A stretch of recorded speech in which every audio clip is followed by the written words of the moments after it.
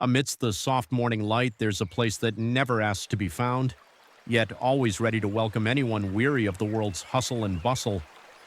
A thin mist hangs over the green hills, as if nature is taking a deep breath.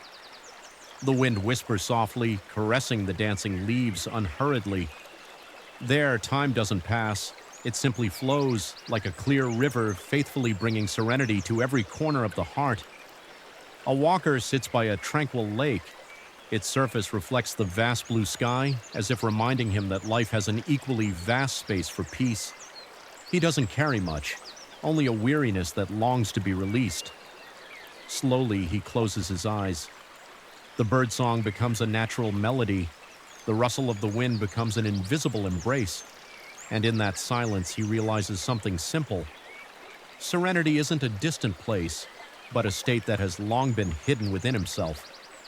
The lake's water ripples gently, as if answering the anxieties that once remained unspoken. The sky remains silent, but that's precisely where all the answers seem to be present. When he opened his eyes again, nothing had changed in the world around him, but his heart was no longer the same. It was lighter, more spacious, more accepting. And it was then that he understood that sometimes what we need isn't to go further, but to stop for a moment and truly return to ourselves. His steps hadn't moved.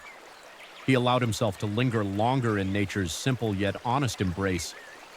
The clouds moved slowly, never rushing to the next form. From there, he learned that change doesn't always have to be rushed.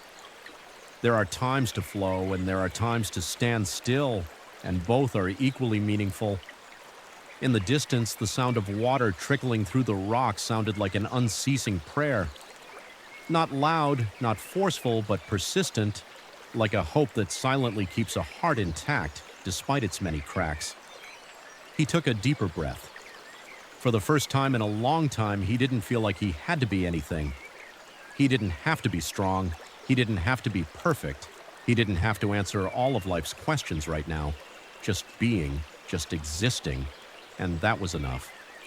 The fallen leaves never regretted their fall. They knew the ground would receive them and time would transform them into new life. From there, he learned again that loss wasn't the end, but another form of the journey. The sun's rays began to warm his skin, creeping in gently like a reminder that life always offers a chance to start over, no matter how small the step.